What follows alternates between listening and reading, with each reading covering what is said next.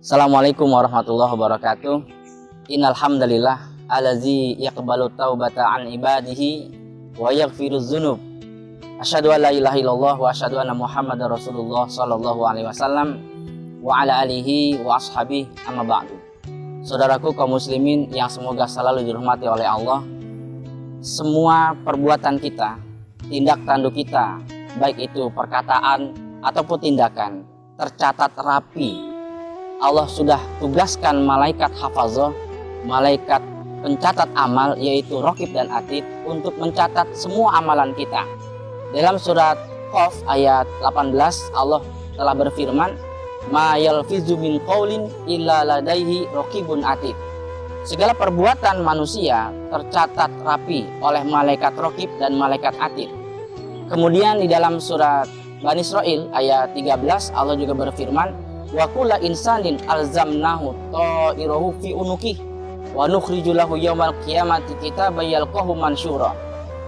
Setiap manusia di lehernya dikalungkan buku catatan amal, yang nanti pada hari kiamat kami akan keluarkan buku catatan amal itu dalam keadaan terbentang, dan manusia melihat semua amalan dia, semua perkataan dia tercatat rapi di dalam buku catatan amal itu. Tidak ada yang tidak dicatat, semuanya masuk ke dalam buku catatan amal tersebut.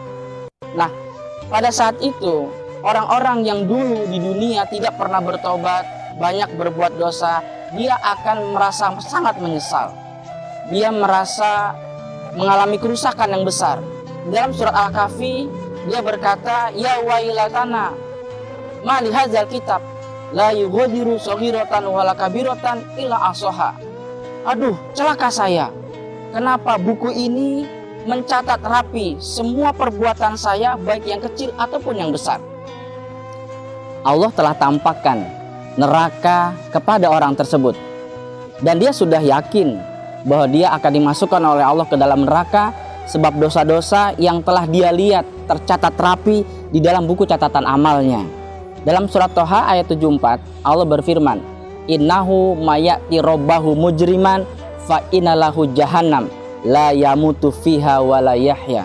Sesungguhnya barang siapa yang datang kepada Tuhannya dalam keadaan berlumuran dosa, maka dia akan mendapatkan neraka jahanam, dan di dalam neraka jahanam dia tidak hidup dan dia tidak mati.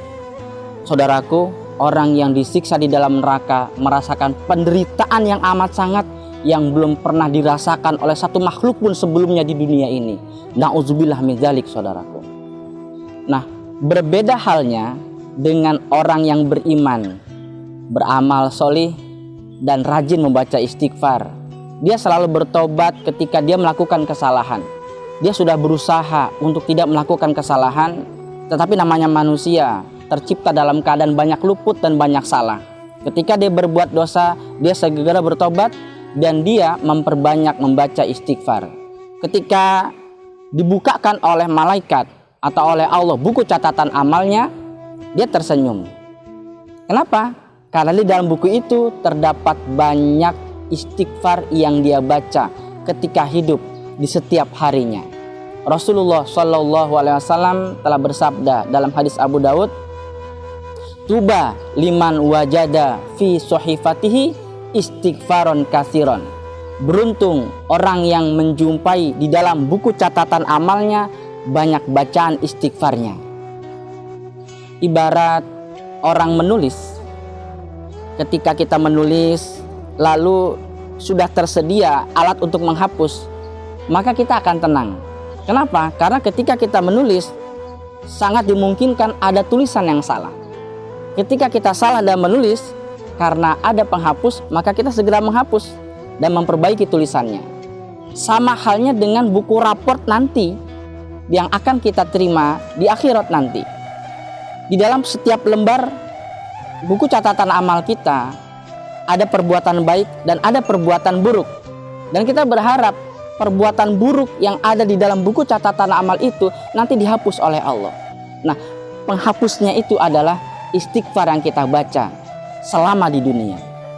Oleh sebab itu, wahai saudaraku, penting bagi kita memperbanyak membaca istighfar di dalam kehidupan kita sehari-hari. Allah telah menyeru di dalam surat Ali Imran ayat 133. A'udzubillahi minasyaitonirrajim. Wasari'u ila magfirati min rabbikum wa jannatin arduhas samawati wal ard uiddat lil muttaqin. Bersegeralah kalian wahai orang-orang iman untuk mendapatkan pengampunan dari Allah dan mendapatkan surga yang luasnya surga seperti langit dan bumi. Allah senang hambanya rajin bertaubat terhadap dosa dan sering membaca istighfar. Karena innallaha yuhibbut tawwabin wa yuhibbul mutatahhirin. Allah mencintai orang yang ahli taubat dan Allah mencintai orang yang senang bersuci. Kapan waktunya bagi kita untuk melafazkan kalimat istighfar, minta ampun pada Allah? Jawabannya adalah sesering mungkin. Di setiap saat, setiap keadaan, setiap waktu, perbanyaklah membaca istighfar. Silahkan kita baca yang panjang mungkin. Astaghfirullah allazi la ilaha illa huwal hayyul qayyum wa atubu ilaih. Memiliki kefadolan atau keutamaan, walaupun kita memiliki dosa seberat dosanya orang yang lari dari perang, Allah akan ampuni dosa kita. Atau istighfar yang biasa, astaghfirullahalazim. Atau yang lebih pendek lagi, astagfirullah, astagfirullah, astagfirullah. Sering-sering kita baca. Saking pentingnya istighfar. Kita bisa lihat di dalam sholat.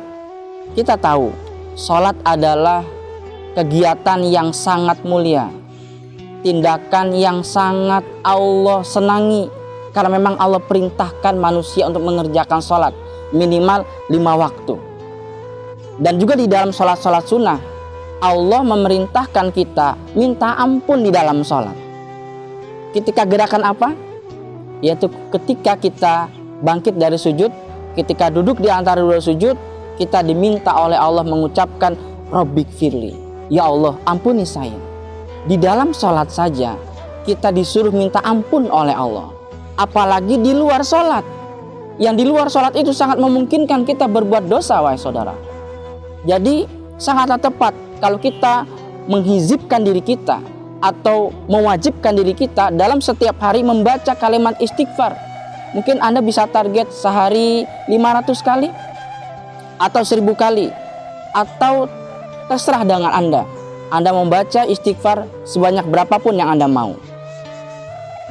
Namun ada waktu yang utama bagi kita umat muslim untuk meminta ampun kepada Allah, untuk beristighfar terhadap dosa-dosa yang kita kerjakan.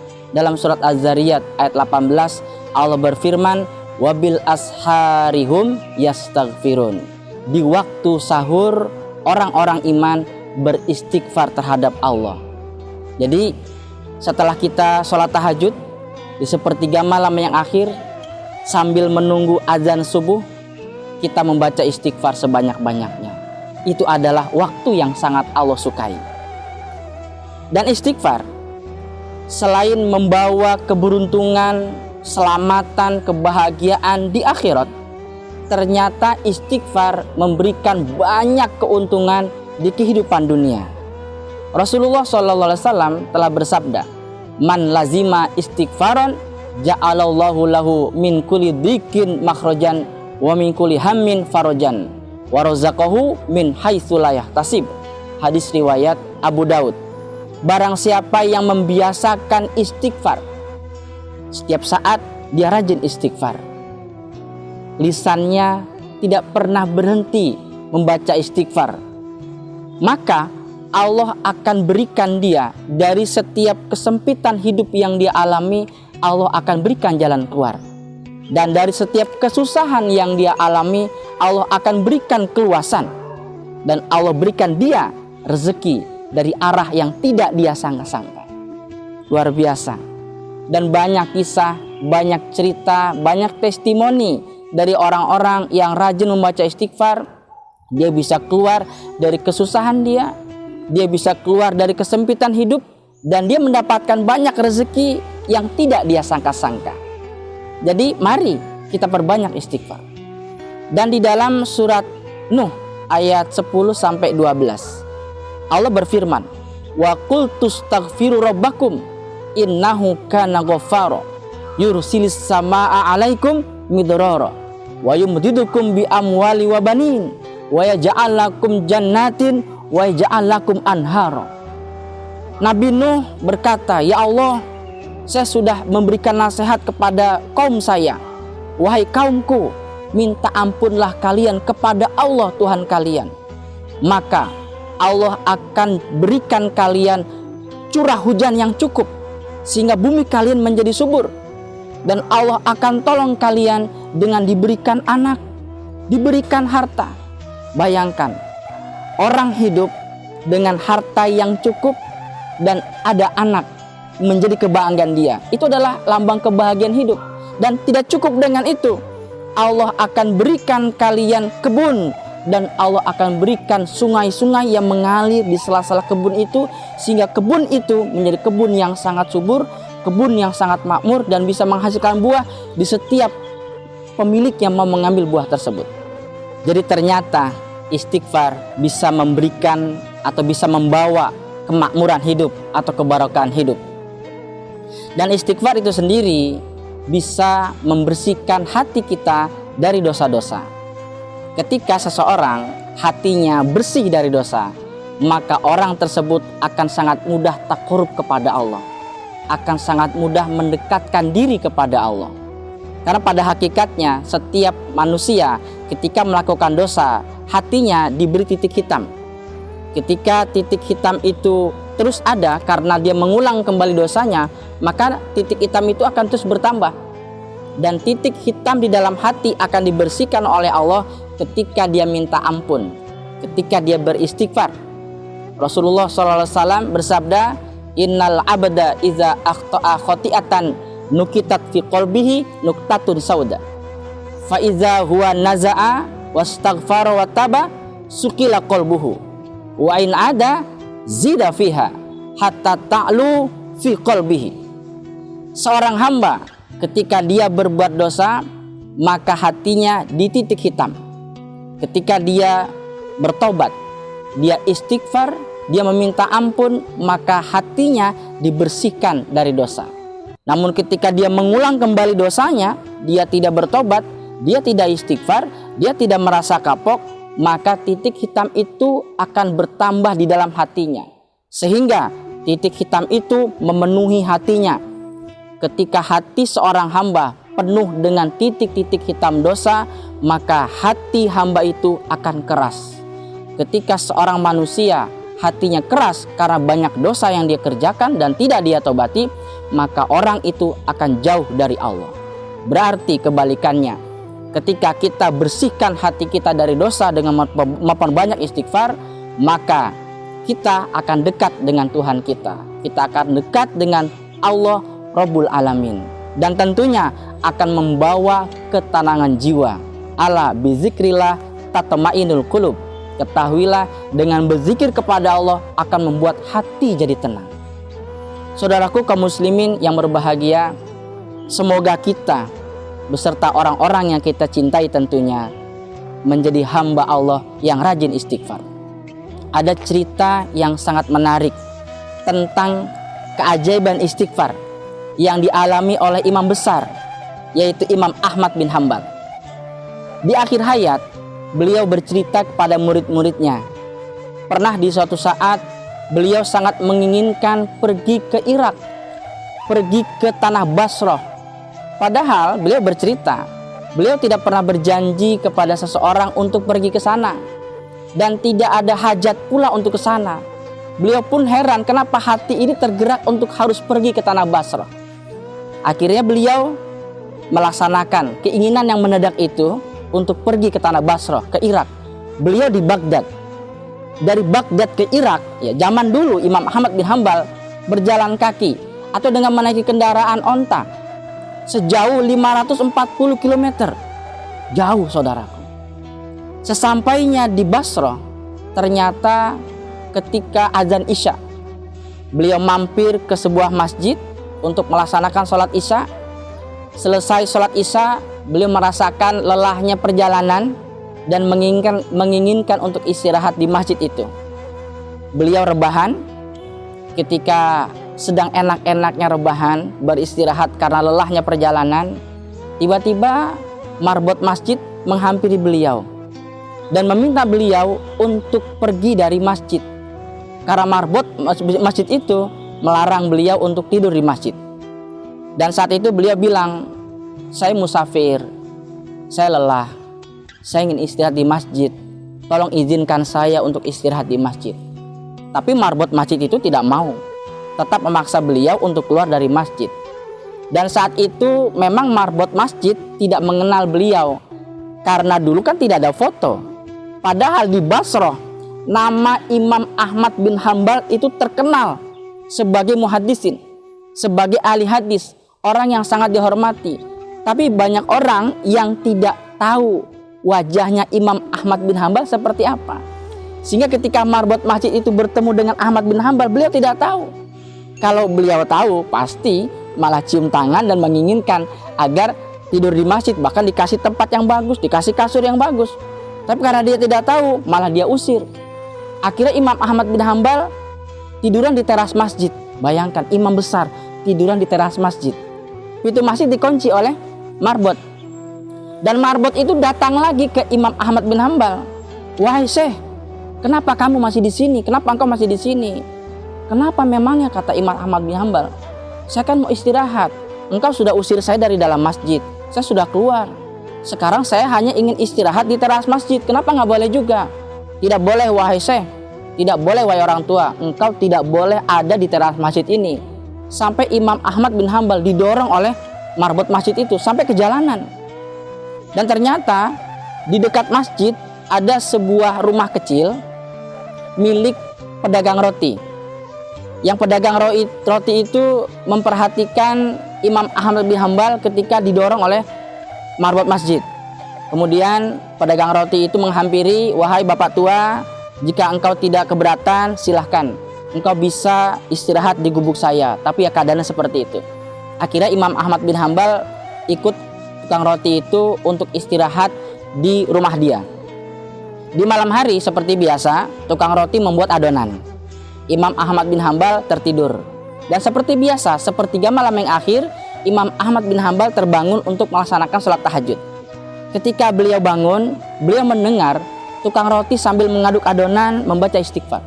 Astagfirullah, astagfirullah, astagfirullah. Imam Ahmad bin Hambal tidak segera mengambil wudhu, tapi terkesima, tertegun dengan tindakan tukang roti itu yang rajin membaca istighfar. Kemudian Imam Ahmad bin Hambal menghampiri tukang roti itu. Wahai saudaraku, sejak kapan engkau sering membaca istighfar ketika membuat adonan roti ini? Dia bilang, sudah lama, semenjak puluhan tahun yang lalu. Setiap saya membuat adonan roti, saya selalu membaca kalimat istighfar. Lalu Imam Ahmad bertanya, apa yang sudah engkau dapatkan dari istighfar yang engkau sering baca itu? Dia jawab, hampir semua doa saya dikabulkan oleh Allah. Hampir semua permintaan saya diijabah oleh Allah. Tapi ada satu yang sampai saat ini belum dikabulkan oleh Allah. Imam Ahmad agak sedikit kaget. Dia tanya, apa itu yang belum dikabulkan wahai saudaraku? Tukang roti menjawab, sampai saat ini saya sering berdoa kepada Allah, ya Allah, pertemukan saya dengan imam besar Ahmad bin Hambal. Saat itu Imam Ahmad bin Hambal meneteskan air mata, dan Imam Ahmad bin Hambal kemudian memeluk tukang roti itu. Dia berkata, wahai saudaraku tukang roti, sayalah Imam Ahmad bin Hambal, nama yang engkau sebut ketika engkau berdoa. Ternyata ini yang menyebabkan hati saya bergerak ke tanah Basrah. Ternyata ini yang menyebabkan badan saya bergerak ke daerah Irak. Sebab doa istighfarmu wahai saudaraku. Sayalah Imam Ahmad bin Hambal, dan Allah telah kabulkan semua doa-doamu wahai saudaraku. Langsung tukang roti itu sujud syukur, dan dia merasa bahagia bahwa Allah telah kabulkan semua doa-doanya, dan dia peluk kembali Imam Ahmad bin Hambal. Wahai saudaraku, jadilah Anda dan orang-orang yang Anda cintai sebagai hamba Allah yang tercatat sebagai ahli istighfar. Insya Allah keberkahan menyertai kita dan orang-orang yang kita cintai di dunia, bahkan di akhirat. Sekian, semoga bermanfaat. Assalamualaikum warahmatullahi wabarakatuh.